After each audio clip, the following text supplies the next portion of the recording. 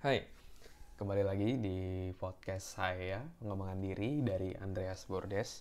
Dan pada podcast kali ini saya mau sharing tentang penyebab kita salah mengambil keputusan. Seperti kita tahu bahwa kualitas kehidupan kita itu ditentukan oleh kualitas keputusan kita. Berbagai keputusan kita itu membentuk kehidupan kita saat ini. Keputusan kita mempengaruhi apa yang kita dapatkan dalam hidup. Dan kadang keputusan yang kurang tepat itu hasilnya juga kurang menyenangkan gitu ya. Maka dari itu kita dituntut untuk bisa membuat keputusan yang lebih tepat.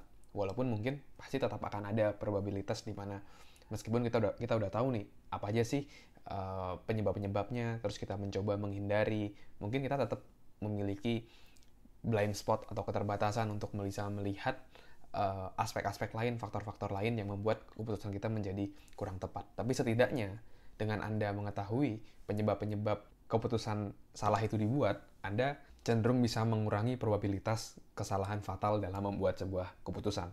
Terutama untuk Anda yang membuat keputusan penting seperti misalnya investasi dalam jumlah yang besar, keputusan karir, keputusan berbisnis, dan berbagai macam keputusan besar lainnya yang mau Anda buat. Nah, jadi ada dua penyebab kita salah mengambil keputusan atau penyebab kita mengambil keputusan yang kurang tepat. Yang pertama adalah kurangnya data. Kalau kita kurang data, bagaimana kita bisa mengambil keputusan yang tepat gitu ya.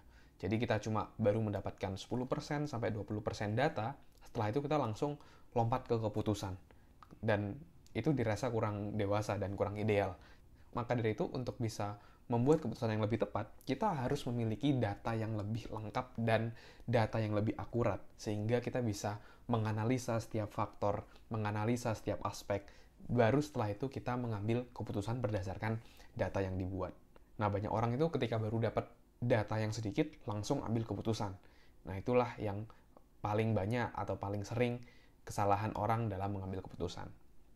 Dan biasanya hal tersebut dipengaruhi oleh faktor yang kedua, yaitu adalah mengambil keputusan berdasarkan emosi. Ya, jadi ketika kita cenderung dikuasai oleh emosi, entah senang banget atau sedih banget, terus kita diminta untuk mengambil keputusan, itu cenderung keputusannya diambil itu berdasarkan emosi. Maka dari itu, kita harus ingat bahwa ketika emosi kita naik, logika kita menjadi turun. Dan itu akan mempengaruhi keputusan kita. Mendadak kita kurang bisa untuk berpikir lebih jernih untuk mengambil keputusan karena sudah terselimuti oleh emosi tadi. Jadi pastikan Anda ketika mengambil keputusan itu berdasarkan pemikiran yang jernih, yang clear, sehingga Anda bisa mengambil keputusan yang lebih tepat bukan berdasarkan emosi.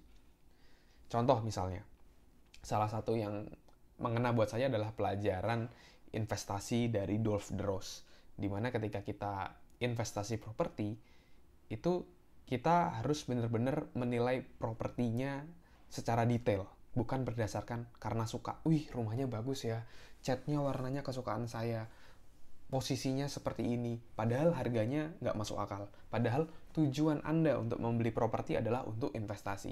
Dan ketika Anda membuat keputusan membeli karena berdasarkan Anda suka, mendadak Anda baru ngeh, oh ternyata properti saya jauh di atas harga pasar ya. Dan untuk jual lagi pun sulit. Dan harganya pun juga mungkin baru bisa naik mungkin 3 tahun lagi. Jadi memang investasi tapi waktunya terlalu panjang gitu.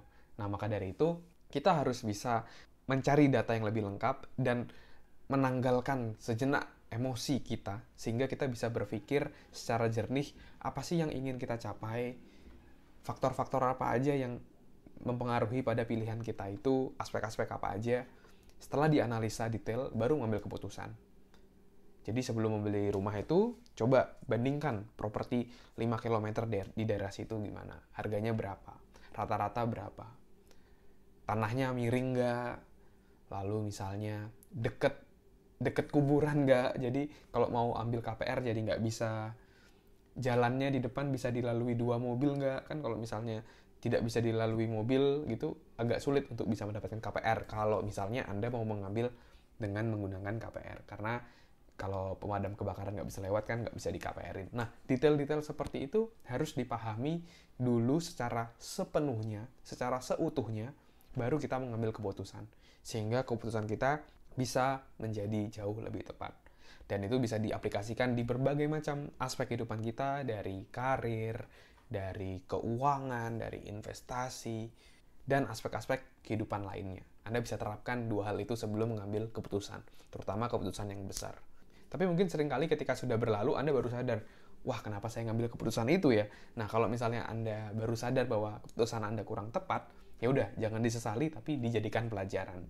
Dan hal itu juga kadang hal yang wajar karena kita cenderung mengambil keputusan itu berdasarkan kondisi kita saat itu, berdasarkan konteks kita saat itu. Mungkin saat itu memang keputusan yang tepat adalah mengambil keputusan A. Jadi kita mengambil keputusan itu. Jadi kalau udah dianalisa, memang keputusan itu paling tepat untuk diambil, ya ambillah. Tapi kalau misalnya ke depannya Anda baru sadar, oh ternyata itu keputusan yang kurang tepat ya, ya sudah, nggak apa-apa. Sudah Anda pelajari, setidaknya Anda mengambil keputusan yang tepat, yang terbaik pada saat itu. Jadi Anda bisa jadikan pelajaran dan menjadikan pengalaman Anda itu untuk pengambilan keputusan-keputusan lainnya yang jauh lebih tepat. Oke, mungkin itu dulu sharing dari saya pada kali ini tentang penyebab salah mengambil keputusan. Oke, teman-teman, jangan lupa juga follow Instagram saya @andreasbordes. Saya juga sering sharing di sana. Dan juga buat Anda yang mau belajar lebih detail tentang bagaimana caranya meningkatkan produktivitas, Anda silakan klik link yang ada di deskripsi di podcast ini. Oke, terima kasih teman-teman sudah mendengarkan podcast kali ini. Semoga bisa menginspirasi, semoga bisa bermanfaat. Sukses selalu buat kita semua.